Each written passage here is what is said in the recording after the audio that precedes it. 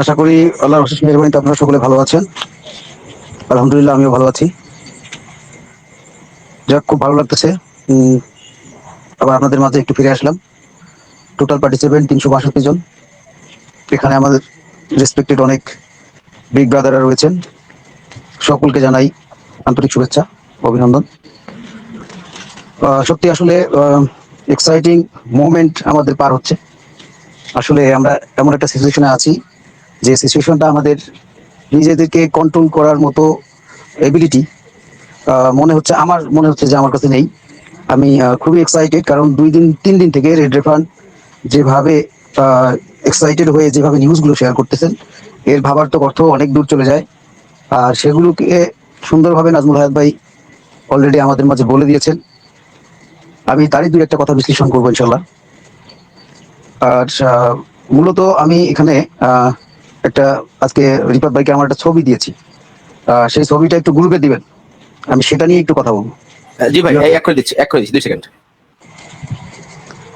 আমি কতটা এক্সাইটেড আছি আপনারা ছবিটা দেখলে বুঝতে পারবেন। এবং আমরা সকলেই যে নতুন এই দিকে ধাবিত হচ্ছি, ইনশাল্লাহ এতে কোনো সন্দেহ নেই। উইথিন ভেরি শর্ট টাইম, খুব অল্প সময়ের মধ্যে আমরা ইনশাল্লাহ একটা ভালো জায়গায়, কি এটা ভালো বলবো না, বেস্ট বেটার বেটার একটা জায়গায় ইনশাল্লাহ আমরা সকলে যাচ্ছি। যারা এতদিন ধরে আমরা ধৈর্য ধরে আছি, আমাদের ভিতরে অনেক কনফিউশন ছিল, আমাদের ভিতরে কি বলবো যে আসলে না জানার কারণে, তথ্য না জানার কারণে বা অনপ্যাসিভকে হয়তো আমরা অনেকেই ধরে নিয়েছি যে অনপ্যাসিভটা টোটালি হচ্ছে আমার একটা আয়ের উৎস। অন্যান্য কোম্পানিগুলোতে যেমন ইনভেস্ট করেছি, ধরা খেয়েছি, তো এই অনপ্যাসিভে একটা ইনভেস্ট করেছি। তো এখান থেকে যদি কি বলে যে একদম ফিনান্সিয়াল ফ্রিডম পাওয়া যায়, তাহলে কেনই বা এখানে আসবো না। এই কারণেই আমরা 80 to 90% মানুষ কিন্তু এসেছি। প্রযুক্তি বুঝি কিন্তু আমরা আসিনি, আমরা এসেছি সবাই ইনকামের জন্য। এইখানে ইন করার পরে কিন্তু আমরা বুঝতে পারলাম যে আসলে এখানে আমরা শুধুমাত্র ইনকামের জন্য আসিনি, আমরা এখানে এসেছি মানবতার দূত হয়ে। যে আমরা প্রত্যেকটা এরিয়ায়, প্রত্যেকটা মহল্লায় যারা যারা ফ্রন্টলিং পজিশন নিয়েছি, তারা সকলেই এক একটা এলাকার নক্ষত্র ইনশাল্লাহ হতে যাচ্ছি উইথিন ভেরি শর্ট টাইম।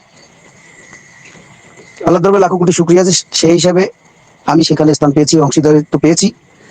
এবং তখন থেকে এই অনপ্যাসিভকে নিয়ে আমার জল্পনা কল্পনা, অর্থাৎ আমি তখন মনে করিনি যে এটা হচ্ছে শুধুমাত্র আমার ফিনান্সিয়াল ফ্রিডমের জন্য। এটা হচ্ছে একটা নতুন ডিস্ট্রাকটিভ টেকনোলজি, যেটা পুরো ওয়ার্ল্ডের রেভলিউশন ঘটাতে যাচ্ছে। দ্যাটস ওয়াই আমাকে জানতে হবে যে আসলে এই প্রযুক্তিটা কি, এবং এই প্রযুক্তি যে আসতেছে সেই প্রযুক্তির আমি যে একজন চাক্ষুষ সাক্ষী শুধু নই, আমি যে একজন এখানকার প্রতিষ্ঠাতা সদস্য, সেক্ষেত্রে আমার করণীয়টা কি। এইটা খুঁজতে গিয়ে আমি অনপ্যাসিভের একদম গভীর সমুদ্রে, অথই সাগরের মধ্যে পড়ে গেছি, অর্থাৎ বারমুডা ট্রায়াঙ্গেলের মাঝখানে পড়ে গেছি। আমাকে আর খুঁজে পাওয়া মুশকিল। দ্যাট মিনস, কেন বারমুডা ট্রায়াঙ্গেল বললাম, কারণ এখানে যে একবার ঢুকে সে আর ওখান থেকে বের হতে চায় না বা পারে না। তো এই আমাদের অনপ্যাসিভের টেকনোলজিটা এমনভাবে তৈরি হচ্ছে যেখানে একবার কেউ প্রবেশ করলে সেখান থেকে আর বের হতে চাবে না। অর্থাৎ গভীর একটা সমুদ্রে আমরা যাচ্ছি। এই সমুদ্রে যাওয়ার কারণে আমরা এখন অনেকেই আছি যে কুল কিনারা খুঁজে পাচ্ছি না। $97 দিয়েছি তো, বাকি আরেকবার সাবস্ক্রিপশন দিয়েছি তো, আমার মনে হয় এটা সব চলে গেল। এই চিন্তায় আমাদের ঘুম নাই। কিন্তু একবার চিন্তা করি না যে এই বারমুডা ট্রায়াঙ্গেলের চতুর্পাশে কি এমন আছে যে এত আকর্ষণ, কোনো কিছুকেই ওর পাশ দিয়ে যেতে দেয় না, এত আকর্ষণ ভিতরে টেনে নেয়। দ্যাট মিনস ওয়ানপ্যাসিভের ভিতরে কি এমন আকর্ষণ আছে যে আমাকে একদম হৃদয়ের ভিতরে টেনে নেয়। এটাকে আমরা ফাইন্ড আউট করি না, আমরা খোঁজার চেষ্টা করি না। যার কারণে আমার মনে হয় যে এটা তো একটা এমএলএম, আমি তো লেভেল ইনকাম পাবো, ফিনান্সিয়াল ফ্রিডম পাবো, দ্যাটস ওকে, কবে পাবো কবে পাবো কবে পাবো। কিন্তু কোন টেকনোলজির আমরা সাক্ষী হতে যাচ্ছি সেটা আমরা অনেকেই বুঝতে চাই না। পুরো ওয়ার্ল্ডে এখন অনপ্যাসিভ 1 নাম্বার পজিশনে রয়েছে টেকনোলজি দিয়ে, বিলিভ ইট অর নট, আমি বিশ্বাস করি। এবং যেদিন এই অনপ্যাসিভ মার্কেটে আসবে, সেদিন পুরো পৃথিবীতে এমন একটা আলোড়ন সৃষ্টি হবে, যেটা এই আমার মনে হয় পৃথিবী এই টেকনোলজি সৃষ্টির লগ্ন থেকে বা এই যত কোম্পানি এসেছে, এই ধরনের একটা মোমেন্ট যে ক্রিয়েট করবে অনপ্যাসিভ, সেটা আর কোনো কোম্পানি ইতিপূর্বে করেনি, ইনশাল্লাহ আশা করি আগামীতেও করবে না। অনপ্যাসিভ হচ্ছে ফার্স্ট অ্যান্ড লাস্ট ডিসট্রাকটিভ টেকনোলজি, যেটা পুরো ওয়ার্ল্ডের internet system, technology system, business system, all system এবং মানবতার, অর্থাৎ মানুষের জন্য যে কিছু কাজ কিভাবে করতে হয়, কিভাবে একজন উদ্যোগ নিলে সেখান থেকে সহযোগী হিসেবে একের পর এক মানুষকে সঙ্গে নিয়ে কাছে টেনে কিভাবে পুরো বিশ্বটাকে নতুন করে সাজানো যায়, তার যে একটা অদম্য ইচ্ছা, তার যে একটা শক্তি, সেই শক্তির অংশীদারিত্ব আমরা পেয়েছি 14 লক্ষ বেশি মানুষ।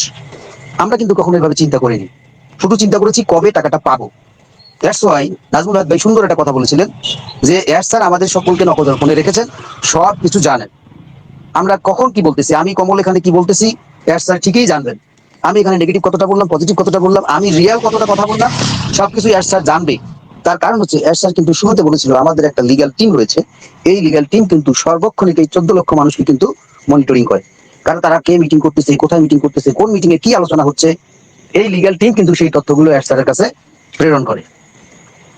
আমরা এইখানে শুধুমাত্র টাকার জন্য এসেছি, এটা ঠিক, কিন্তু না বুঝে বলেছি যে টাকার জন্য এসেছি। এখন আমরা যারা বুঝতে পেরেছি তারা এখন বলতেছি যে আমরা নতুন একটা ইতিহাসের সাক্ষী হতে যাচ্ছি।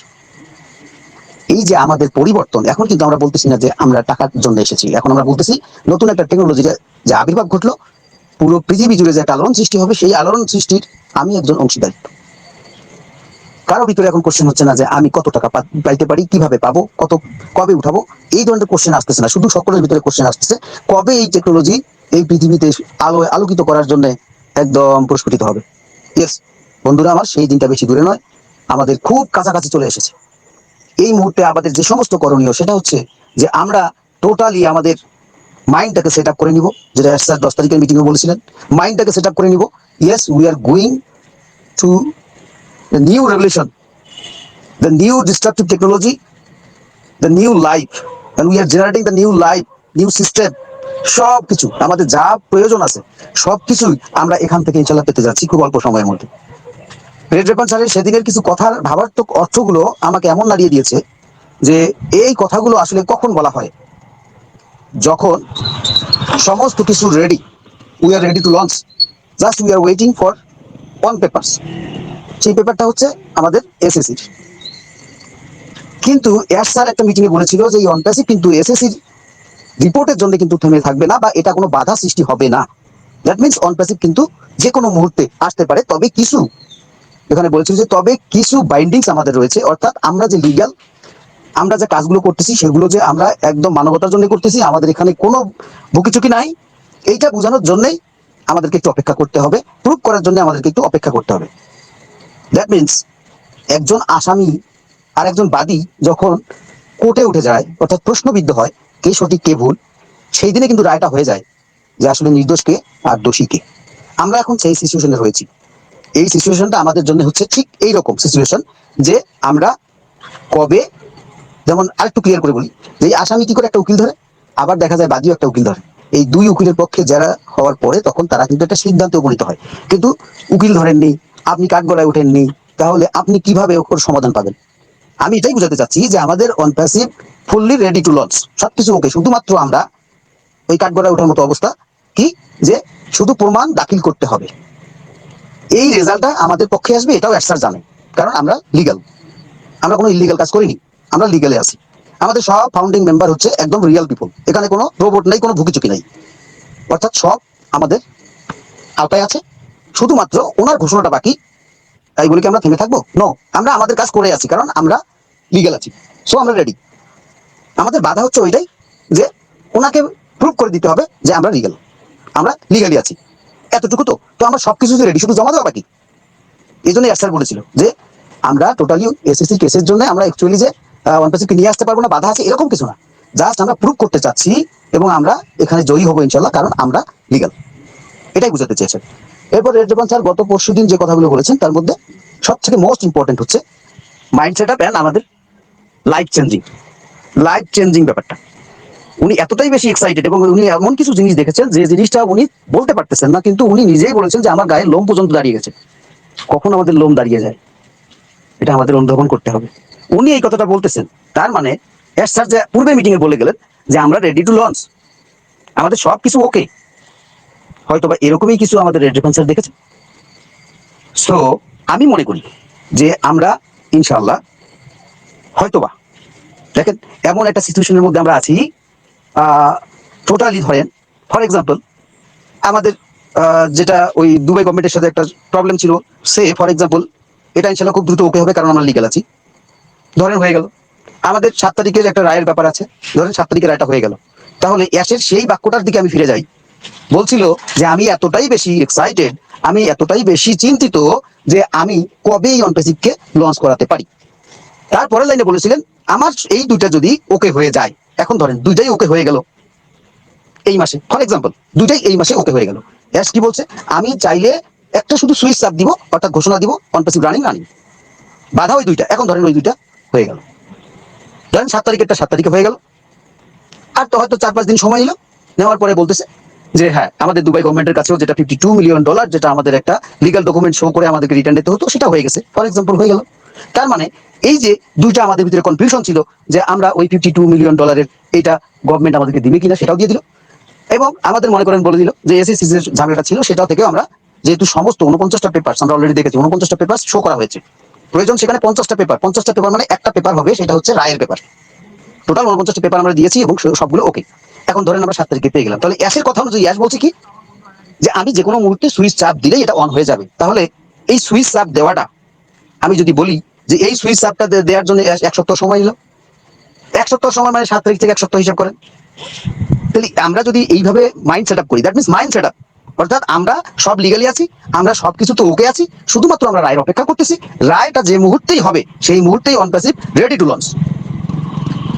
রেড রেপান একটা কথা আজকে বলেছেন যে সেটা হচ্ছে কি, তোমরা প্রস্তুত হও, তোমরা প্রস্তুত হও, নতুন ভাবে নিজেকে উন্মোচন করার জন্য প্রস্তুত হও। দ্যাট মিনস আমি এ কারণেই প্রস্তুত হয়েছি এবং ইয়েস ইনশাআল্লাহ I am going to fly. যার কারণে আমি আমার পিকচারটা এভাবেই করেছি যে আমি একটা টোটালি এখানে বিমান নিয়েছি, একদম জেট বিমান, এবং আমি হেলমেট থেকে শুরু করে যা যা দরকার সবকিছু নিয়ে আমি ready. Yes I am ready now for waiting green signal. যখন আমি গ্রিন সিগন্যালটা পেয়ে যাব তখন আমি আমার ফ্লাইটকে নিয়ে ফ্লাই করব। ওকে, এই যে ফ্লাইং করব আমি কিন্তু রেডি। দেখেন ছবিটাতে দেখেন যে আমি কতটা কাছে আছি, আমি এটাই বুঝাতে চেয়েছি। এই জন্য রিবা ভাইকে বললাম যে ছবিটা একটু গ্রুপে দেন। আমি কতটা কাছে আছি, শুধু ব্যাক করব মানে ঘুরবো, ঘোরার পর উঠে আমি ইঞ্জিন স্টার্ট করে দিব। এতটুকু সময় আমরা এইভাবে নিজেকে মাইন্ড সেট আপ করি যে ইয়েস, তাহলে আমাদের ভিতরে কোনো নেগেটিভিটি থাকবে না, আমরা কখনো নেগেটিভকে তখন প্রশ্রয় দিব না, কারণ আমরা লিগ্যাল। এই কারণেই আমি রিবা ভাইকে কথাটা বলছি। তো যাই হোক, আপনারা সকলে অনেকক্ষণ ধৈর্য ধরে আমার পেশাল শুনলেন, তবে এইগুলো মাইন্ডে সেট আপ করে নেন, যা বলেছি শুধু এইভাবে সেট আপ করে নেন যে yes we are the winner, আমরা জিতে যাচ্ছি ইনশাল্লাহ, আমরা জিতে গেছি, শুধুমাত্র ফলাফল প্রকাশের বাকি। যে ইয়েস আমরা যেমন খেলাধুলা করি না, খেলাধুলা করার পরে দেখা যায় যে হ্যাঁ রেজাল্ট দিবে, আমরা একদম দৌড় দিয়ে এসে যখন আমরা জিতে গেলাম তখন এক সাইডে দাঁড়িয়ে থাকি, আমি তো বুঝে গেছি যে আমি ফার্স্ট হয়েছি, শুধুমাত্র ঘোষণাটা বাকি। কারণ ঘোষণা যতক্ষণ দিবে না ততক্ষণ কেউ বুঝবে না, যদিও দেখেছে, কিন্তু এই ঘোষণাটা অন্য এক জিনিস, সেই ঘোষণাটার জন্য আমরা অপেক্ষা করি ইনশাআল্লাহ অ্যাশ স্যার খুব শীঘ্রই। কারণ আরেকটা কথা বলে শেষ করবো 1 মিনিটের মধ্যে, সেটা হচ্ছে পৃথিবীতে যেহেতু নতুন চমক নিয়ে আসার একমাত্র ব্যক্তি হচ্ছেন অ্যাশ, সারপ্রাইজের অপর পৃষ্ঠে নাম যদি কারো খুঁজি তাহলে সেটা হচ্ছে অ্যাশ। এই মানবতা নিয়ে কাজ করার জন্য যদি একমাত্র ব্যক্তি খুঁজে পাই সারা বিশ্বের, সেটা হচ্ছে ash. That's why ash is genius. Ash সবসময় পছন্দ করে সারপ্রাইজ দেয়ার, তাই আমাদের সাথে একটু ফান করবে, don't take otherwise, just set up your mind, we are going to fly. Thank you very much, সকলে ভালো থাকবেন, সুস্থ থাকবেন, আল্লাহ হাফেজ।